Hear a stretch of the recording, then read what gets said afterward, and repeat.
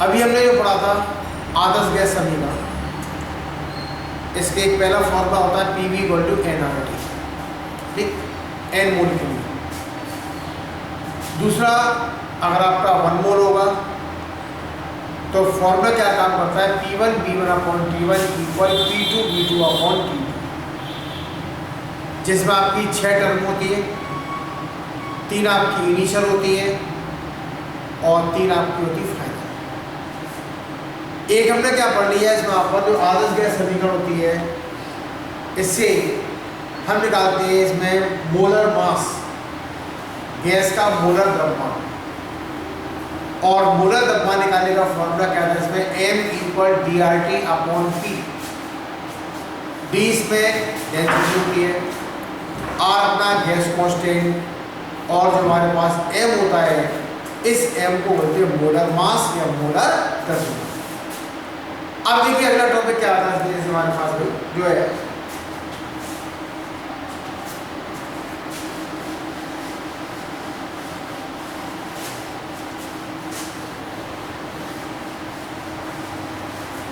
अगला जो टॉपिक है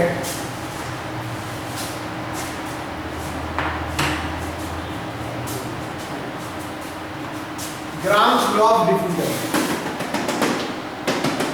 ग्राम्स लॉ ऑफ डिफ्यूजन।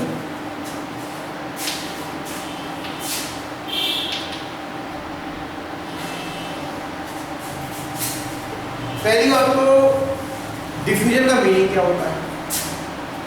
जो हमारा डिफ्यूजन होता है, इसका मतलब कह सकते हैं gas molecules are moving from higher concentration to the lower concentration. मतलब गैस के जो अणु होते हैं, वो गैस के अणु अधिक सांद्र से कम सांद्र की ओर गति करते हैं। तो जहां पर गैस के अणु होते हैं, इसको बोलते हैं विसरण बोलते हैं। तो जहां पर गैस के अणु अधिक सांद्र से कम सांद्र की ओर गति करें, this is known as the diffusion. ग्राम क्या दिया इसमें, वैज्ञानिक का नाम है। इन्होंने क्या बता दी कि जो rate of diffusion of gas inversely proportional to square root of density. मतलब किसी गैस के विसरण की दर उसके घनत्व के वर्गमूल के व्युत्क्रमानुपाती होती है।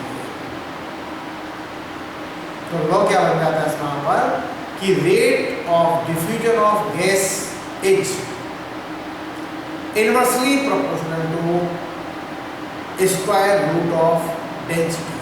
तो वही अपन लिखते हैं यहाँ पर, इसमें क्या बनता है, इसमें rate of diffusion of gas, diffusion of gas inversely proportional to क्या हो गया भाई, स्क्वायर रूट ऑफ डेंसिटी। ठीक है। अब जैसे हमने दो गैस मानी, ए और बी। पहली गैस के विसरण की दर R1, इसका R2, पहले का घनत्व D1 और दूसरे घनत्व क्या हो गया, D2। R1 R2 क्या है, विसरण की दर है। D1 D2 क्या है, उसका घनत्व। तो हमारे पास क्या हो जाएगा इसमें कि R1 प्रोपोर्शनल टू 1/√B1, या बनेगा R1 = K और 1/√B। ये तो पहली गैस को हो गई। दूसरे क्या बना हुआ है, R2 प्रोपोर्शनल 1/√B2, या R2 = K और 1/ जो है अंडर क्या होगा, D2। दो गैस का हो गया भाई, ए और बी का। विसरण की दर क्या होगी, R1 R2, उसका घनत्व क्या होगा, D1 D2। अब दोस्तों भाई हमें निकालना कैसे, R1 अपॉन R2 का होता है under root D2 upon D1, पहला फॉर्मूला बहुत काम आता है, बहुत सारे क्वेश्चन से पूछे। दूसरा R1 अपॉन R2 होता है under root M2 upon M, ये दूसरा फॉर्मूला। एक और बनेगा, R का मतलब क्या होता है? The volume of gas coming out from the vessel in the unit time, इकाई समय में कितना गैस का आयतन बर्तन से बाहर आ रहा है। तो R का मतलब क्या हुआ? Volume of gas upon time taken. तो एक और फॉर्मूला बन जाएगा इसमें पर, जो है वो लिखेंगे इसमें पर कि V1 upon T1 upon V2 upon T2 कितना होगा? अंडर रूट M2 बटे M। इन तीन फॉर्मूले से आपके सारे न्यूमेरिकल बन जाएंगे ग्राम सुलभ के। पहला फॉर्मूला R1 अपॉन R2 क्या होता है? D2 अपॉन D1 है, D1 D2 इसकी डेंसिटी होती है। R1 अपॉन R2 अंडर क्या है? M2 अपॉन M1 है, M1 M2 गैस के अनुभाग होते हैं। पहली गैस का अनुभाग M1 है और दूसरी गैस का अनुभाग M2 है। और V1 T1 क्या दिया हमें? आयतन और समय पहली गैस का है, और V2 T2 क्या है? आयतन और समय दूसरी गैस का है। इस तरीके से जो लॉ है इसको बोलते हैं ग्राम्स लॉ ऑफ डिफ्यूजन। इतना पहले नोट करें।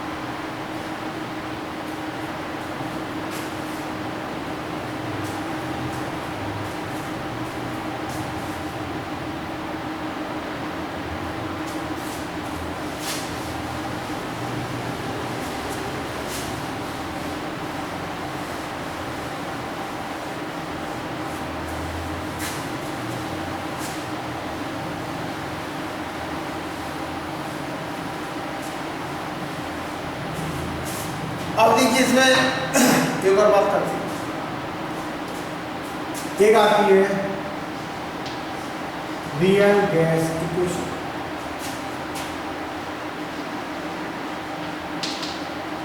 या वान डर वाल इक्वेशन।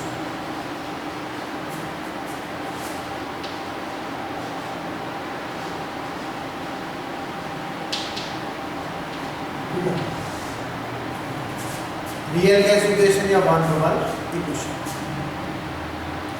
वान डर वाल नेम ऑफ साइंटिस्ट है। हमने आपको क्या बताया था, कोई भी गैस 100% आइडियल नहीं होती है। सारी की सारी गैसें क्या होती है, रियल होती है। तो हमारे पास जब सारी रियल गैसें हैं तो जो इक्वेशन बनी उसका नाम होता है रियल गैस इक्वेशन। क्या इसका फॉर्मूला हुआ, देखिए।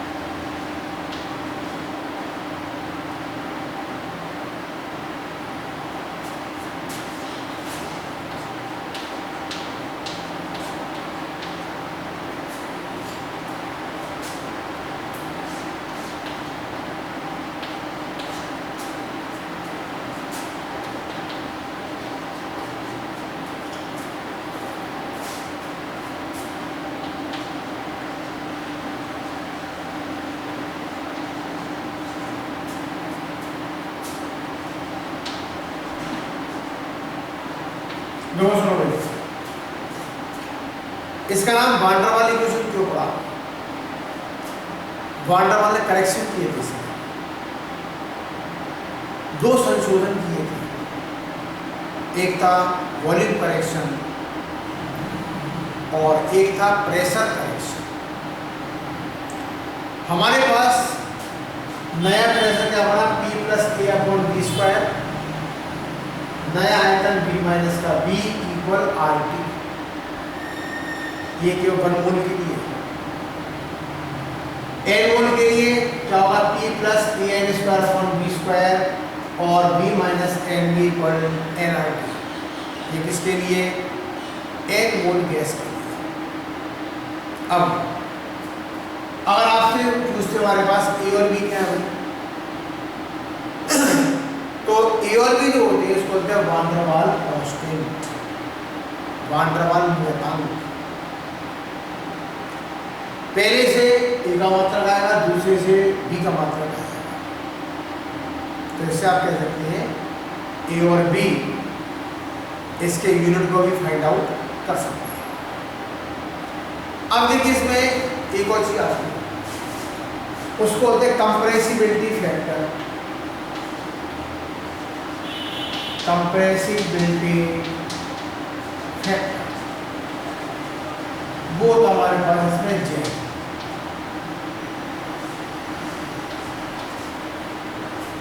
नाम होता है संपीड्यता गुणांक, कंप्रेसिबिलिटी फैक्टर। इस Z की जो वैल्यू होती है तो क्या बनेगी इसमें, Z इक्वल PV/nRT।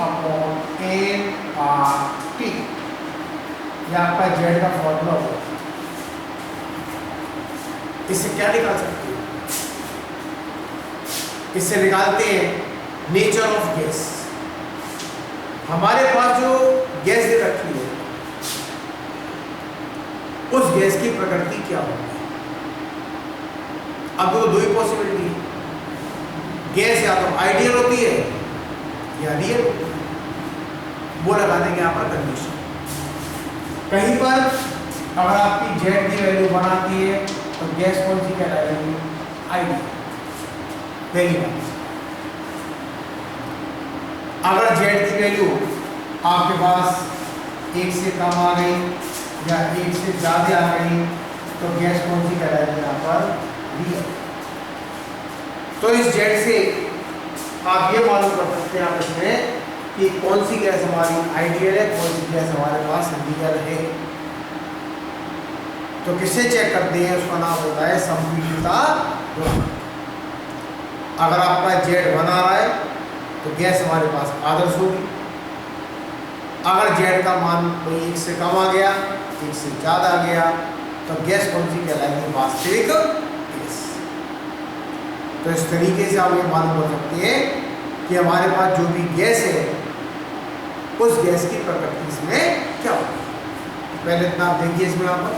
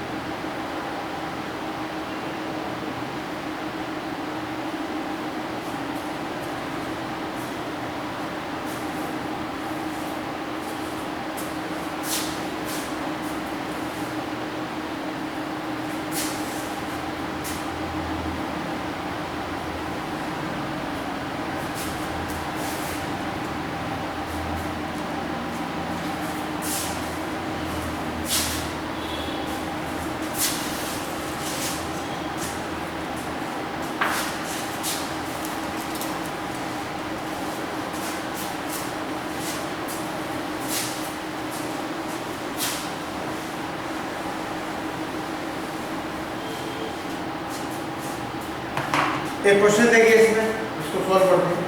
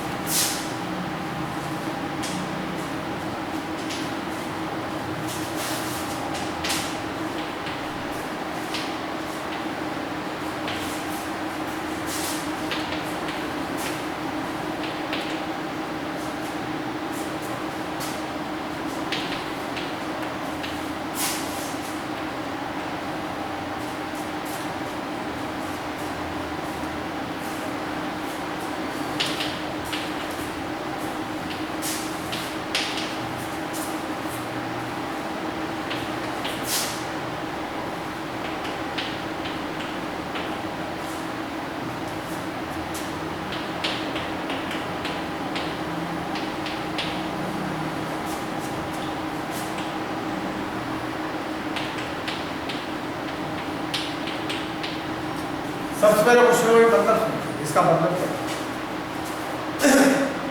ये पूछा इसमें, दो हमारे पास गैस दिए SO2 और O2, मतलब सल्फर डाइऑक्साइड और ऑक्सीजन गैस। इसमें आपको निकालना है क्या, रेट ऑफ डिफ्यूजन, विसरण की दर, और उसका भी क्या पूछा, हमें रेशियो पूछा, उसका अनुपात पूछा है। मतलब आपको दो गैस दे रखी है, SO2 एंड O2 आपको गैस दी है, और आपसे क्या पूछा है, दोनों की जो आपकी विसरण की दर होगी उसका रेशियो क्या होगा, उसका अनुपात क्या होगा। सबसे सिंपल क्वेश्चन, इसकी ट्रिक समझ लीजिए। आपस में हमने आपसे क्या लिखा था भाई, दो गैस मानी SO2, एक हमने क्या मानी O2 मानी, इसका R1 इसका R2 मिश्रण की दर, और इसका भी जो है द्रव्यमान कितना मानेंगे, पहले का M1 दूसरे का M2। अब देखो भाई क्या बनता है, R1 अपॉन R2 का formula M2 upon M1। M2 क्या बन जाएगा भाई, O2 गैस का होगा, कितना हो जाएगा इसमें 32 अपॉन M1 गैस में SO2 गैस, इसका मॉलिक्यूलर मास, इसका कितना होगा 64, तो 1/2, तो 1/√2, आंसर आपका बन जाएगा 1:√2। आपका फर्स्ट आंसर क्या हो जाएगा, इसमें करेक्ट हो जाएगा। देखो ये क्वेश्चन को बहुत ध्यान से,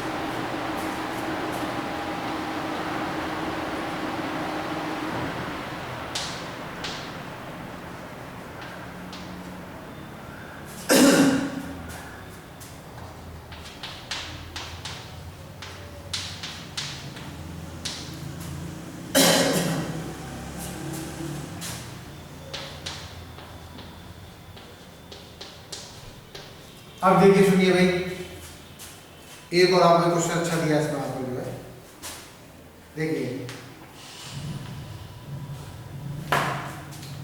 क्वेश्चन क्या कह रहा है, इसको समझो बहुत ध्यान से। कोई गैस ए है जिसका वॉल्यूम कितना 50 ml, 50 ml उसका आयतन है। ये किसी मेम्ब्रेन से, किसी सतह से या किसी परत से इसका डिफ्यूजन हुआ, विसरण हुआ। इन द सेम टाइम, ये आपका मेन पॉइंट है, यहां पर समय क्या है, इसका समान है। For the diffusion of 40 ml of gas B, जो बी गैस है उसका वॉल्यूम क्या है आपको 40 ml, मतलब दो गैस आपको दिए ए और बी। ए गैस का वॉल्यूम आपको दिया है, बी गैस का वॉल्यूम आपको दिया है, और दोनों गैसों का डिफ्यूजन का टाइम यहां पर सेम है, विसरण का समय क्या है, समान है। Under identical pressure temperature condition, जहां पर ताप और दाब दोनों की कंडीशन क्या होती, सेम होती है। अब क्या दिया इसमें, अगर ए का दिया मॉलिक्यूलर वेट 64, तो बी वाले का क्या होगा, तो बी वाले का क्या निकालना है, मॉलिक्यूलर वेट। ए वाले का मॉलिक्यूलर वेट कितना 64 है, तो बी वाले का मॉलिक्यूलर वेट आपको पूछा है। हमको वो फॉर्मूला यूज करना है जिसके अंदर वॉल्यूम, टाइम और मॉलिक्यूलर वेट आना चाहिए। तो देखो भाई, हमने फॉर्मूला यूज किया V1 upon T1 equal P2 upon T2 equal M2 बटे M1। यहां पर T1 इक्वल T2 क्या है, यहां पर दोनों के मिश्रण की दर क्या है, समान है। B1 मान लो ए गैस का आयतन और B2 बी गैस का मान लो, तो हमारे पास क्या मिलेगा इसमें 50 अपॉन 40, अब M2 अपॉन M1 क्या दिया इसमें 64, तो आपको मिल जाएगा रूट M2 अपॉन 8। यहां से आपको रूट M2 कितना मिल जाएगा इसमें 50 इंटू 8 अपॉन 40, ये आपका 5, आपका कितना आ गया 10। तो अंडर रूट हमारे पास M2 कितना आ गया इसमें 10 आ गया, तो M2 कितना हो जाएगा पर 100 ग्राम, क्योंकि आप दोनों साइड क्या करेंगे स्क्वायर, तो आपका रूट यहां से हट जाएगा, तो M2 कितना हो जाएगा इसमें 100। इस तरीके से अपना A is the correct answer. देखो बहुत क्वेश्चन ध्यान से, बहुत अच्छा क्वेश्चन है।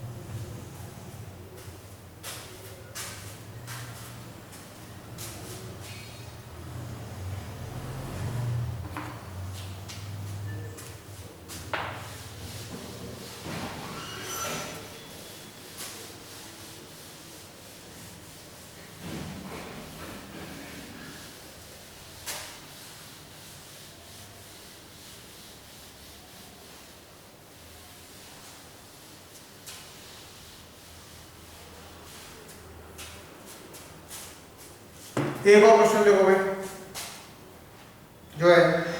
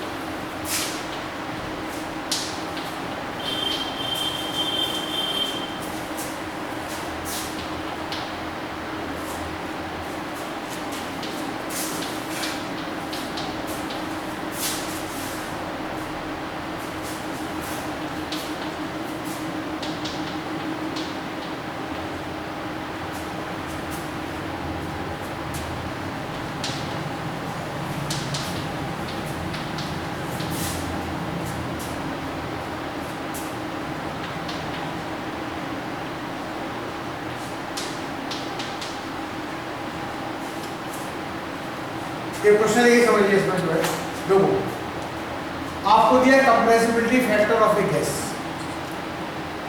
किसी भी गैस का संपीड़ितता गुणांक, उसकी वैल्यू क्या भी लेस देन यूनिटी, मतलब एक से आपको कम दे रखी है, कोई सी गैस होती है आप इसमें, तो उसका भी पूछा है कि Vm कितना होगा, उसका आयतन पूछा है इसमें यहाँ पर, उस आयतन का ऑप्शन क्या होगा। देखिए तो Z हमारे पास होता है V real upon V ideal होता है। क्वेश्चन के अकॉर्डिंग हमको क्या दिया इसमें, Z लेस देन 1, एक से कम क्या है, तो आप क्या लिखेंगे, आप इसमें V रियल आइडियल कितना हो जाएगा 22.4 और लेस देन कितना हो जाएगा इसमें 1, और यहाँ से आपको ये मिल जाएगा V रियल जो है इसमें लेस देन 22.4, इस तरीके से आपका B is the correct answer. इतना क्लियर। तो ये जो क्वेश्चन बनता है उसका नाम है कंप्रेसिबिलिटी फैक्टर।